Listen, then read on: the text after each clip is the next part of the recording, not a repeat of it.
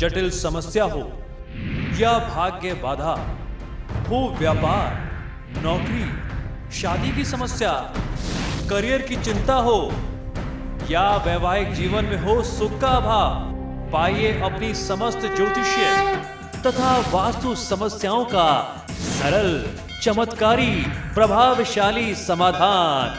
एक जाना माना और विश्वसनीय नाम, आचार्य पंडित श्री वैभवनाथ शर्मा जी, काशी के 400 वर्ष पुराने प्रतिष्ठित और अंतरराष्ट्रीय ख्याति प्राप्त राज ज्योतिषी परिवार की 8वीं पीढ़ी के ज्योतिषी और वास्तु शास्त्री आचार्य पंडित श्री वैभवनाथ शर्मा जी के द्वारा व्यक्तिगत या फिर फोन पर अपॉइंटमेंट लेने के लिए कॉल करें 9818-300-146, 9990-724-131 या फिर ईमेल करें sharma.vaibhav@gmail.com पर।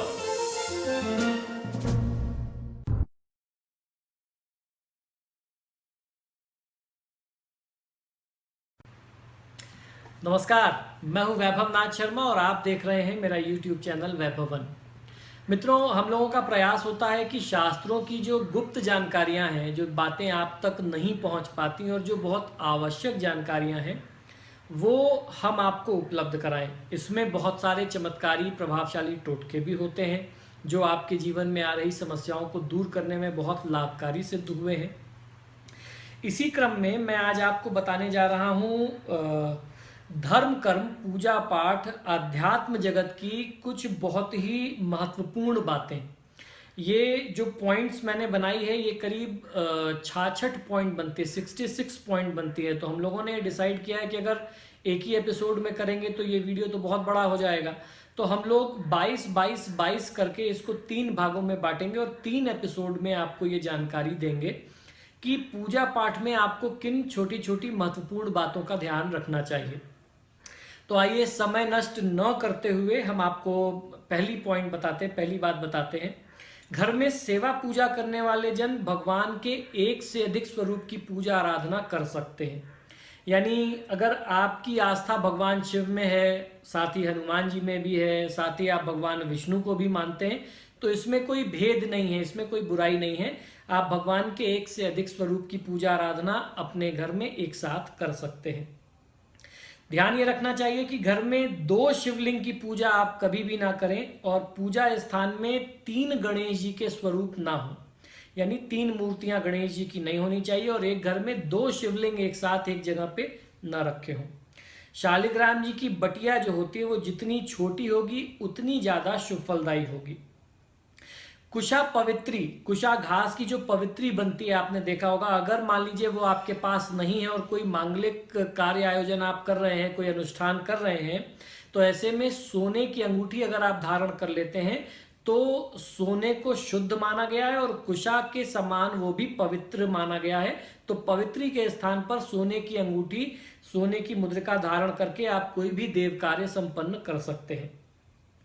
मंगल कार्यों में कुमकुम का तिलक लगाना बहुत ही प्रशस्त माना गया है। पूजा में टूटे हुए अक्षत के टुकड़े कभी भी नहीं चढ़ाने चाहिए। पानी, दूध, दही, घी आदि में उंगली नहीं डालना चाहिए।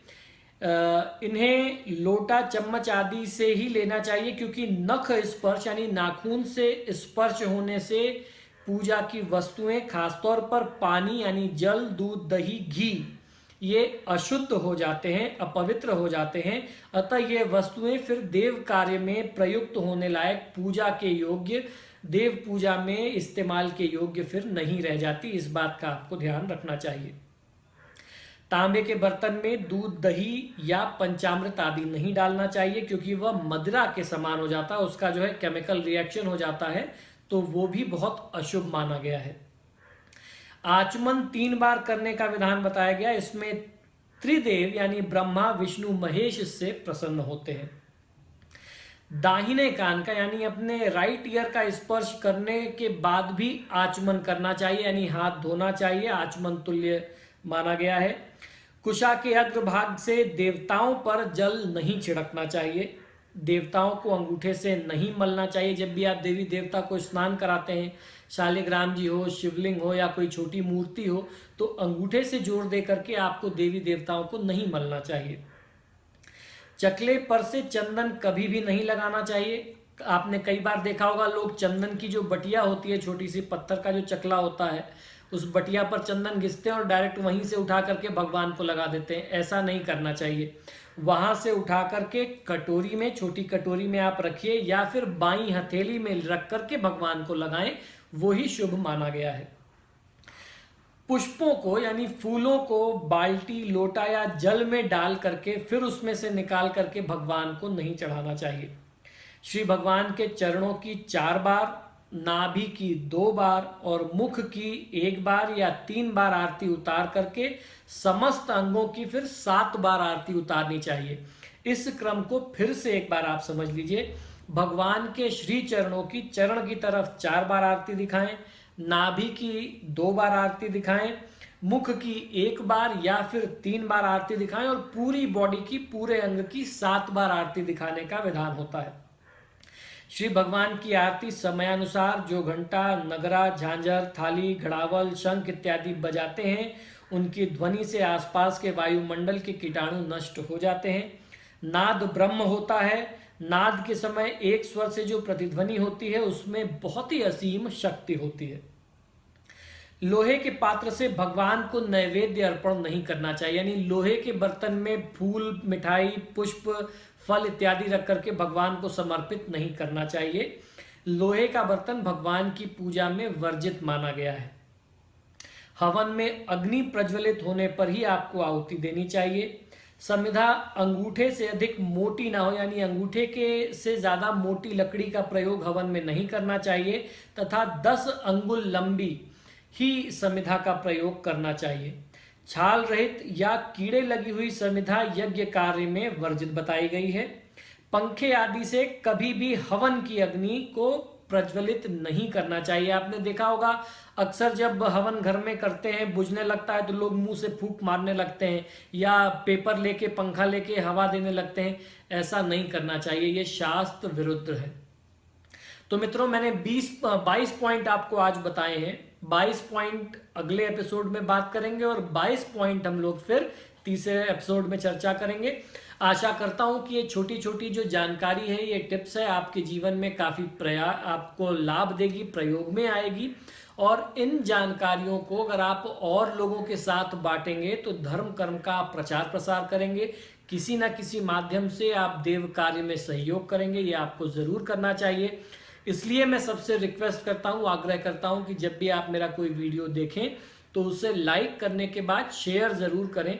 ना जाने किस व्यक्ति की किस मोड़ पर आप सहायता कर बैठे, अनजाने में आप भी जो है पुण्य के भागीदार बन सकते हैं वीडियो शेयर करके, तो वो जरूर करिए। और आपने देखा होगा वीडियो के नीचे एक घंटी का निशान दिख रहा होगा, बेल आइकॉन दिख रहा होगा, उसको क्लिक जरूर करें। जब आप उसको क्लिक करेंगे तो उसको क्लिक करने से ये होगा कि मेरी टीम जब भी मेरा कोई नया वीडियो, कोई उपाय, टोटका या इसी का जब नया नेक्स्ट पार्ट डालेगी तो ऑटोमेटिक आपके पास नोटिफिकेशन आ जाएगा, तो आप मेरा कोई भी अगला वीडियो फिर मिस नहीं कर पाएंगे। तो मित्रों, इसी शुभकामना के साथ कि महादेव शिव आपका कल्याण करें, मुझे आज्ञा दीजिए और देखते रहिए मेरा YouTube चैनल वैभवन। जय महाकाल।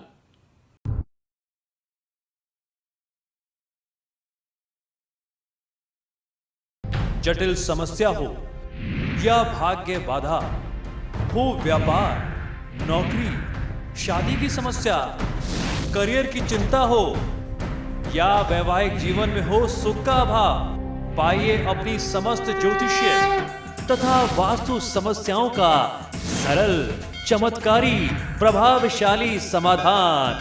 एक जाना माना और विश्वसनीय नाम, आचार्य पंडित श्री वैभवनाथ शर्मा जी, काशी के 400 वर्ष पुराने, प्रतिष्ठित और अंतरराष्ट्रीय ख्याति प्राप्त राज ज्योतिषी परिवार की 8वीं पीढ़ी के ज्योतिषी और वास्तु शास्त्री आचार्य पंडित श्री वैभवनाथ शर्मा जी के द्वारा व्यक्तिगत या फिर फोन पर अपॉइंटमेंट लेने के लिए कॉल करें 9818-300-146, 9990-724-131 या फिर ईमेल करें sharma.vaibhav@gmail.com पर।